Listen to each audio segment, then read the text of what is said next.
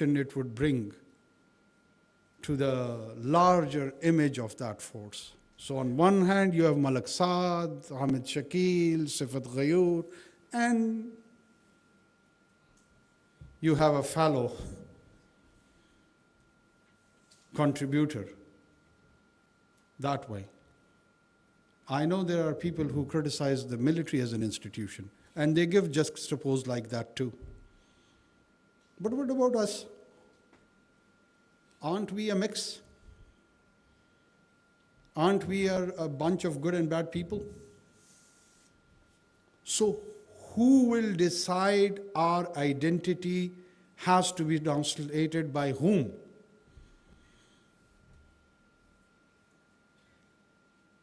There is a huge debate about the human rights violation and in the manner the police force takes on terrorists particularly.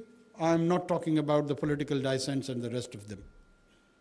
And there is a huge debate around there, and I see a lot of refined intellectuals who are quite accomplished in academic pursuits of their own. I'm not undermining that. But what I'm referring over here is that there is no gospel truth. If we take on the academic concepts of the West and try to apply it on our own population, probably at time it would be not that pragmatic. Is the population of United Kingdom or United States or let's say France or Spain is weaponized as my society is? Is anyone carrying anti-craft guns over there as a show of display and pomp and power? How many suicide bombers are there roaming around in the streets of Madrid or London or Paris? The living bombs. Somebody can just enter in and blow us, all of us. So what do? This is the challenge, and we have to respond. Do we really understand our own challenges? And then there is a discourse of the legal framework. Yes, legal framework is the product of last 2-3 centuries, post-Reformation, Renaissance period. Exactly the medieval era has been transformed into the modern nation state with a journey of constitutionalism. Is it a gospel truth? Is it a dogma? Well, it is the counterproductive of and resistance to dogmas. So what do you do when a challenge happens or occurs to you? You take that challenge, the procedure is or supposes to be that you take it to the parliament, you deliberate it there, and you come up with a piece of legislation and have a new law. 90,000 people in this country have been killed. What sort of legislation we have done in these 2 decades? There's a talk of enforced disappearance. Yes. Has anyone has courage to peek into this issue?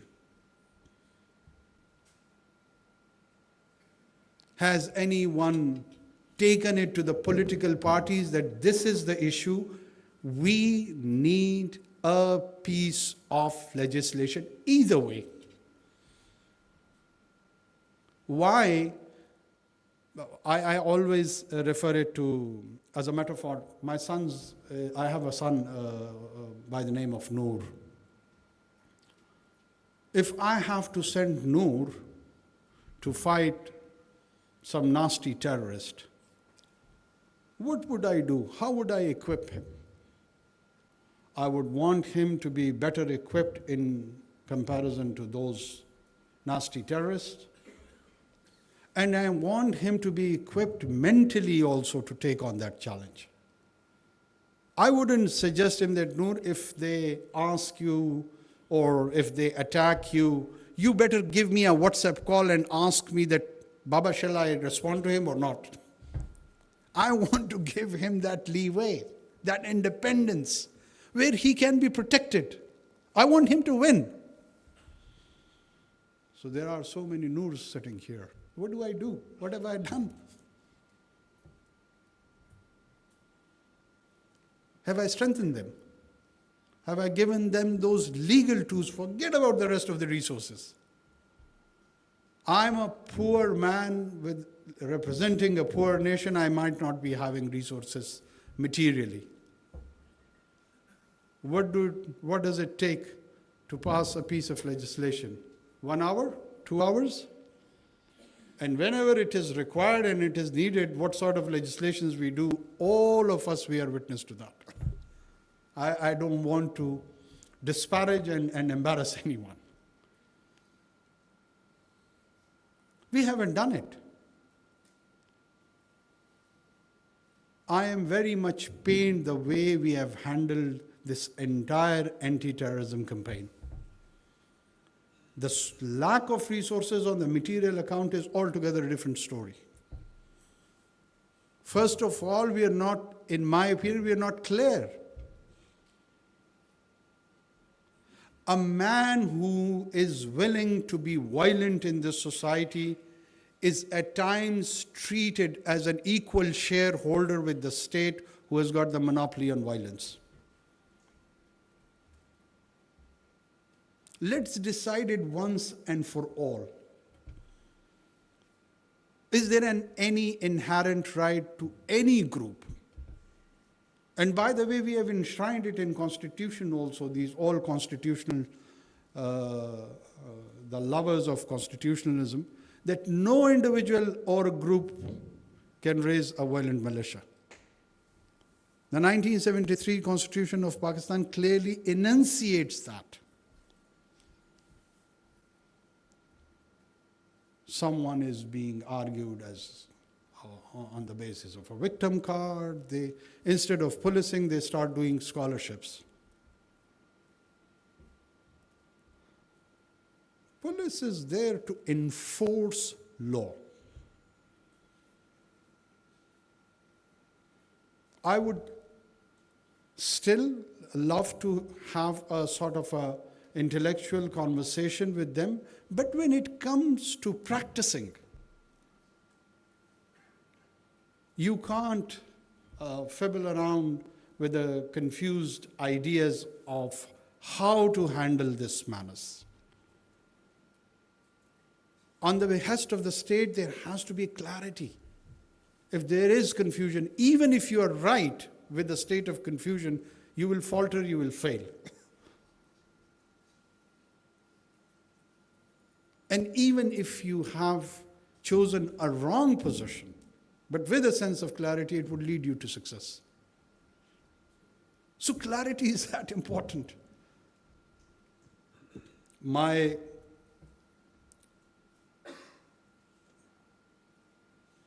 deep appreciation for this force. Our internal order, which is a constitutional order, and that order is sacrosanct. Any society cannot afford a chaos. As an historian once quite rightly described it, I don't want to be associated with controversial comments, but they once said that it is better to have few centuries of tyranny rather than few weeks of anarchy. So anarchy is unfathomable and unacceptable.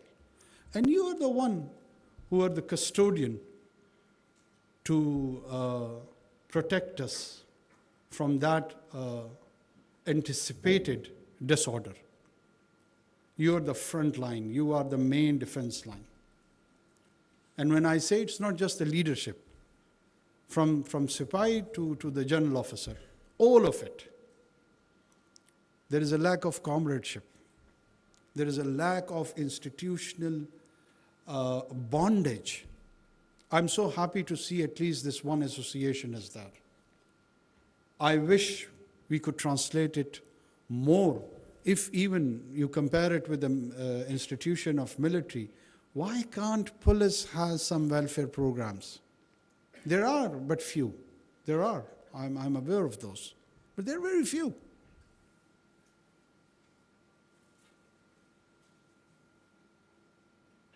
I have all the respect and love for this force, and that's why I agreed to Kaleem Saab that inshallah I will come.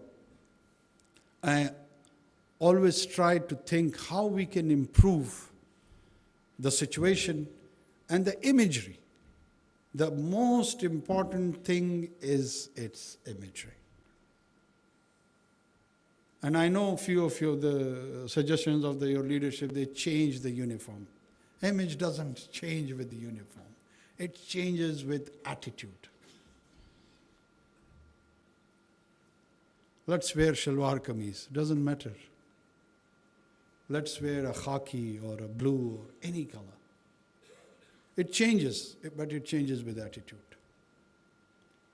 And I'm very proud that I have a lot of personal friends in this force with whom I have been enjoying a long life relationship.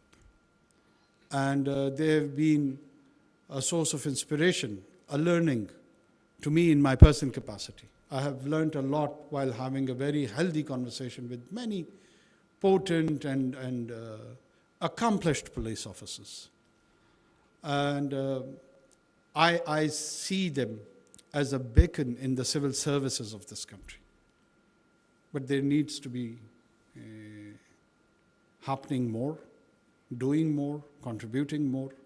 And in my humble capacity, whether here in this small stint of ours, or if I have any future role, maybe next time in the parliament or wherever I am, or as a political activist, I'm always available, whatever I can do to improve the services for the people and for the force. Thank you so much.